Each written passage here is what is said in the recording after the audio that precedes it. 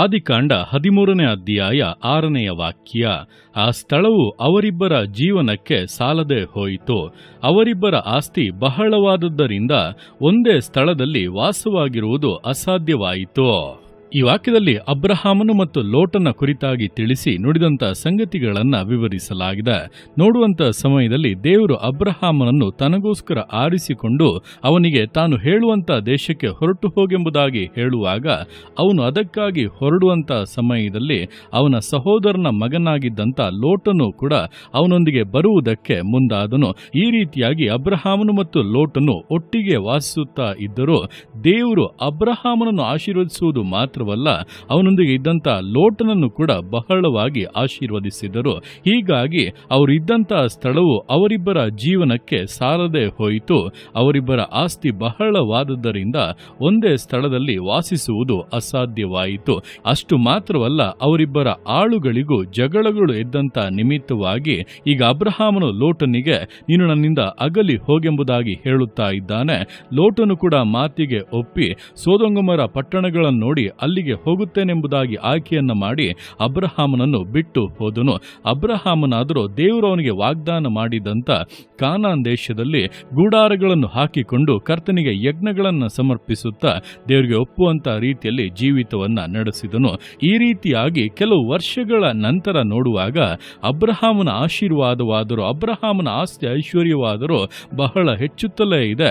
ಆದರೆ ಲೋಟನಾದರೂ ಎಲ್ಲವನ್ನು ಕಳಕೊಂಡಂತ ಅವಸ್ಥೆಯಲ್ಲಿ ಬರಿಗೈಯಲ್ಲಿ ಓಡಿ ಬರುವಂತ ಪರಿಸ್ಥಿತಿಯನ್ನ ನಾವು ನೋಡಬಹುದಾಗಿದೆ. ಅಂದ್ರೆ ಇಲ್ಲಿ ಗಮನಿಸುವಾಗ ಅಬ್ರಹಾಮನು ದೇವರೊಟ್ಟಿಗೆ ನೇರವಾದ ಸಂಬಂಧವನ್ನ ಹೊಂದಿದವನಾಗಿ, ಕರ್ತನಲ್ಲಿ ಭಯಭಕ್ತಿಯುಳ್ಳವನಾಗಿ, ವಾಗ್ದಾನವನ್ನ ಹೊಂದಿದವನಾಗಿ ಜೀವಿತವನ್ನ ನಡೆಸುತ್ತಾ ಇದ್ದನು. ಆದರೆ ಲೋಟನಾದರೂ ದೇವರೊಟ್ಟಿಗೆ ನೇರವಾದ ಸಂಬಂಧ ಇಲ್ಲದವನಾಗಿ, ದೇವರ ನಡೆಸುವಿಕೆ ಇಲ್ಲದವನಾಗಿ, ದೇವರಿಂದ ವಾಗ್ದಾನಗಳನ್ನು ಹೊಂದದವನಾಗಿ ಇದ್ದಂತ ನಿಮಿತ್ತವಾಗಿ ಅವನಿಗೆ ಅಬ್ರಹಾಮನ ಜೊತೆಯಲ್ಲಿದ್ದಾಗ ಆಶೀರ್ವಾದ ಸಿಕ್ಕಿತು.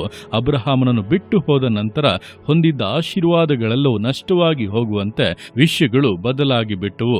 ಇದೇ ಪ್ರಕಾರವಾಗಿ ದಿವಸಗಳಲ್ಲಿ ಕೂಡ ಯಾರು ದೇವರೊಂದಿಗೆ ನೇರವಾದ ಸಂಬಂಧದಲ್ಲಿ ಇರುವುದಿಲ್ಲವೋ, ನೇರವಾಗಿ ದೇವರೊಟ್ಟಿಗೆ ಮಾತನಾಡುವುದಕ್ಕಾಗಲಿ, ಅವರನ್ನು ನಡೆಸುವುದಕ್ಕಾಗಲಿ, ಅವರಿಗೆ ವಾಗ್ದಾನಗಳನ್ನು ಕೊಡುವುದಕ್ಕಾಗಲಿ, ಮಾತನಾಡುವುದಕ್ಕಾಗಲಿ ಆಸ್ಪದವನ್ನೇ ಕೊಡದೆ ಯಾವಾಗಲೂ ಮತ್ತೊಬ್ಬರನ್ನೇ ಅವಲಂಬಿಸಿಕೊಂಡು ಅವರು ಪ್ರಾರ್ಥನೆ ಮಾಡಲಿ, ಈ ಸೇವಕರು ಪ್ರಾರ್ಥನೆ ಮಾಡಲಿ, ನಮ್ಮ ಸಭಾಪಾಲಕರು ಪ್ರಾರ್ಥನೆ ಮಾಡಲಿ, ಒಂದು ವಿಶೇಷ ಕೂಟವನ್ನು ಇಟ್ಟು ಪ್ರಾರ್ಥನೆಯನ್ನು ನಡೆಸೋಣ, ಪ್ರಾರ್ಥನೆ ಮಾಡಿಸೋಣ ಎಂಬುದಾಗಿ ಇಂತಹ ಒಂದು ಆಲೋಚನೆಯಲ್ಲೇ ಜೀವಿತವನ್ನು ನಡೆಸುತ್ತಾ ಇರುತ್ತಾರೋ ಅವರು ಸ್ವಲ್ಪ ದಿನಗಳು ಆಶೀರ್ವಾದಗಳನ್ನು ಹೊಂದಬಹುದು. ಆದರೆ ಆಶೀರ್ವಾದಗಳನ್ನು ಸೈತಾನನು ಬೇಗನೆ ಕದ್ದು ಬಿಡುತ್ತಾನೆ. ಪರಿಸ್ಥಿತಿಗಳು, ವಿರೋಧಗಳು ಎದುರಾದರೆ ಅವರು ಅದರಲ್ಲಿ ನಿಲ್ಲುವುದಕ್ಕಾಗದೆ ಅನೇಕ ನಷ್ಟಗಳನ್ನು, ಸೋಲುಗಳನ್ನು ಅನುಭವಿಸುತ್ತಾರೆ. ಅಂತಹ ಸಮಯದಲ್ಲಿ ಅದುವರೆಗೂ ಪ್ರಾರ್ಥನೆ ನಡೆಸಿ ಆಶೀರ್ವದಿಸಿ ಕಾಣಿಕೆಯನ್ನು ತೆಗೆದುಕೊಂಡು ಬಹಳ ಹೊಗಳಿ ಕುಣಿದಾಡಿದಂಥ ಕೆಲ ಸೇವಕರು ಇವರನ್ನು ದೂಷಿಸುವಂತೆ ಕೂಡ ಮಾತನಾಡಿ ಬಿಟ್ಟು ಹೋಗಿಬಿಡುತ್ತಾರೆ. ಆದ್ದರಿಂದ ಈ ದಿವಸಗಳಲ್ಲಿ ಚೆನ್ನಾಗಿ ತಿಳಿದುಕೊಳ್ಳಿ, ನೀವು ದೇವರೊಟ್ಟಿಗೆ ನೇರವಾದಂಥ, ದೃಢವಾದಂಥ, ಅನ್ಯೋನ್ಯವಾದಂಥ ಸಂಬಂಧವನ್ನು ಇಟ್ಟುಕೊಂಡಿದ್ದರೆ ಮಾತ್ರವೇ ದೇವರ ವಾಗ್ದಾನಗಳು ನಿಮ್ಮಲ್ಲಿ ನೆಲೆಗೊಂಡಿದ್ದು ಅದು ಪ್ರತಿನಿತ್ಯವೂ ಕೂಡ ನಿಮ್ಮನ್ನು ಆಶೀರ್ವಾದದಲ್ಲಿ ಮುನ್ನಡೆಸುತ್ತಲೇ ಇರುತ್ತದೆ. ಶೋಧನೆಗಳು ಬಂದರೂ, ವಿರೋಧಗಳು ಎದುರಾದರೂ ಕೂಡ ಕರ್ತನು ನಿಮ್ಮನ್ನು ಸೋಲುವುದಕ್ಕೆ ಬಿಡದೆ ಜಯಶಾಲಿಗಳನ್ನಾಗಿ ಮಾಡಿಯೇ ಮುನ್ನಡೆಸುತ್ತಾ ಇರುತ್ತಾನೆ. ಆದ್ದರಿಂದ ಕ್ರೈಸ್ತ ಜೀವಿತ ಅನ್ನುವಂಥದ್ದು ದೇವರೊಟ್ಟಿಗಿರುವಂತಹ ನೇರವಾದಂಥ ಸಂಬಂಧ. ಯೇಸು ಕ್ರಿಸ್ತನು ನಿಮಗೋಸ್ಕರ ರಕ್ತವನ್ನು ಸುರಿಸಿ ನಿಮ್ಮನ್ನು ತಂದೆಗೆ ಮಕ್ಕಳನ್ನಾಗಿ ಮಾಡಿ ನಿಮ್ಮ ಹೆಸರನ್ನು ಪರಲೋಕದ ಜೀವಬಾಧ್ಯರ ಪಟ್ಟಿಯಲ್ಲಿ ಬರೆದು ನಿಮಗೆ ಆ ಶಾಶ್ವತ ಭಾಗ್ಯವನ್ನು ಕೊಡಬೇಕೆಂಬುದಾಗಿ ಎಲ್ಲವನ್ನು ಮಾಡಿರುವಂಥದ್ದು. ಎಲ್ಲವನ್ನು ನೀವು ಹೊಂದಬೇಕು ಅಂದರೆ, ಇಹಲೋಕದ ಕಾರ್ಯಗಳಲ್ಲಿ ಕೂಡ ನೀವು ಜಯಶಾಲಿಗಳಾಗಬೇಕು ಅಂದರೆ ನಿಶ್ಚಯವಾಗಿ ದೇವರೊಟ್ಟಿಗಿರುವಂತಹ ಸಂಬಂಧವು ನಿಮಗೆ ಬೇಕೇ ಬೇಕು. ಅದನ್ನು ದೇವರು ಬಯಸುತ್ತಾ ಇದ್ದಾರೆ. ಅದನ್ನು ಬೇಡ ಅಂದರೆ, ಅಥವಾ ಅದನ್ನು ಬೇಡ ಎಂದು ಹೇಳಿ ಮಧ್ಯದಲ್ಲಿ ತಡೆ ಮಾಡಿ ನಿಲ್ಲುವಂತ ಯಾವುದೇ ವ್ಯಕ್ತಿಗೆ, ಯಾವುದೇ ಕಾರ್ಯಕ್ಕೆ ನೀವು ಅವಕಾಶವನ್ನು ಕೊಟ್ಟರೆ ಅದು ನಿಮ್ಮನ್ನು ನಷ್ಟದಲ್ಲಿಯೂ ಸೋಲಿನಲ್ಲಿಯೂ ತಳ್ಳಿ ಹಾಕುತ್ತದೆ ಎಂಬುದನ್ನು ಮರೆತು ಬಿಡಬೇಡಿ.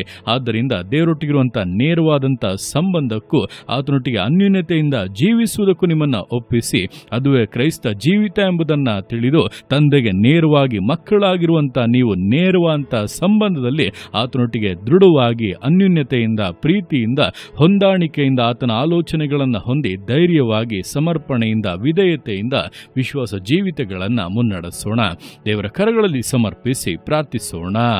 ಯೇಸುವೆ ಸ್ತೋತ್ರ ರಾಜ, ಕೊಟ್ಟಂತ ಈ ದಿವಸಕ್ಕೋಸ್ಕರ ಸ್ತೋತ್ರ ಕರ್ತನೆ. ಈ ದಿವಸ ನಿನ್ನ ಕರಗಳಲ್ಲಿ ಸಮರ್ಪಿಸ್ತಾನೆ. ಪ್ರತಿಯೊಂದು ಜೀವಿತಗಳನ್ನು ನೀನು ಆಳ್ವಿಕೆ ಮಾಡು, ಬಲಪಡಿಸು ಕರ್ತನೆ. ಹೌದಪ್ಪ, ದಿವಸಗಳಲ್ಲಿ ನೀನು ಅಬ್ರಹಾಮನನ್ನು ಕರೆದಾಗ ಲೋಟನು ಕೂಡ ಅವನೊಂದಿಗೆ ಬಂದನು. ಇಬ್ಬರು ಒಟ್ಟಿಗೆ ಬಾಳುತ್ತಾ ಇರುವಾಗ ನೀನಾದರೂ ಇಬ್ಬರನ್ನು ಕೂಡ ಆಶೀರ್ವದಿಸಿದಾದರೆ, ಲೋಟನಾದರೂ ನಿನ್ನೊಟ್ಟಿಗೆ ವೈಯಕ್ತಿಕವಾದ ಸಂಬಂಧವಿಲ್ಲದೆ, ವಾಗ್ದಾನಗಳನ್ನು ಹೊಂದದೆ, ಆಲೋಚನೆಗಳನ್ನು ಹೊಂದದೆ ಅಪ್ಪ, ತನ್ನ ಇಷ್ಟ ಬಂದಂಥ ಮಾರ್ಗದಲ್ಲಿ ಹೊರಟಂಥ ನಿಮಿತ್ತವಾಗಿ ಹೊಂದಿದ ಆಶೀರ್ವಾದಗಳೆಲ್ಲವೂ ನಷ್ಟವಾಗಿ ಬರಿಗೇರಿ ನಿಲ್ಲುವಂಥ ಅವಸ್ಥೆಗಳು ಬಂದವಾದರೆ, ಅಬ್ರಹಾಮನಾದರೂ ನಿನ್ನ ವಾಗ್ದಾನಗಳನ್ನು ಹೊಂದಿ ನಿನ್ನೊಟ್ಟಿಗೆ ಅನ್ಯೋನ್ಯವಾಗಿ ಜೀವಿಸುತ್ತಾ ಇದ್ದದರ ನಿಮಿತ್ತವಾಗಿ ನೀನು ಅವನನ್ನು ವಿಶೇಷವಾಗಿ ಆಶೀರ್ವದಿಸಿದೆ. ಅವನಿಗೆ ಮಾಡಿದಂಥ ಎಲ್ಲ ವಾಗ್ದಾನಗಳು ಅಪ್ಪ ನೀನು ಪರಿಪೂರ್ಣವಾಗಿ ನೆರವೇರಿಸುತ್ತಾ ಬಂದೆ. ಒಂದನ್ನು ಅಪ್ಪ ನೀನು ಮರೆತು ಬಿಡದೆ ಈ ದಿನದವರೆಗೂ ಕೂಡ ನೀನು ನೆರವೇರಿಸುತ್ತಾ ಇದೆಯಾ. ಶ್ರೇಷ್ಠ ಭಾಗ್ಯಕ್ಕೆ ಅವನು ಪಾಲುಗಾರನಾದಂಥ ಈ ದಿವಸಗಳಲ್ಲಿ ನನ್ನ ಕೇಳ್ತಾ ಇರುವಂಥ ಪ್ರತಿಯೊಬ್ಬೊಬ್ಬರ ಜೀವಿತಗಳು ಕೂಡ ಅದಕ್ಕೆ ಪಾಲುಗಾರರಾಗಲಿ. ನಿನ್ನ ಕೃಪೆಗೆ, ನಿನ್ನ ದಯೆಗೆ ಕರ್ತನೆ, ನೇರವಾಗಿ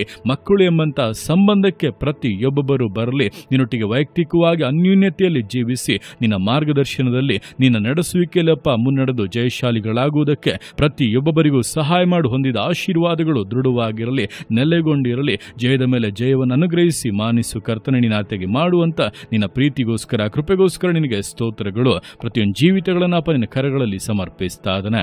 ಆಶೀರ್ವದಿಸು, ಮಾನಿಸು, ಘನಪಡಿಸು. ಎಲ್ಲೋ ನಿನ್ನ ಕರಗಳಲ್ಲಿ ಸಮರ್ಪಿಸಿ ಎಲ್ಲ ಸ್ತುತಿಯನ್ನು ಮಾರ್ಪಣಿನೊಬ್ಬನಿಗೆ ಸಲ್ಲಿಸಿ ಯೇಸುವಿನ ನಾಮದಲ್ಲಿ ಬೇಡುತ್ತೇನೆ ನಮ್ಮ ತಂದೆಯೇ. ಆಮೇನ್, ಆಮೇನ್.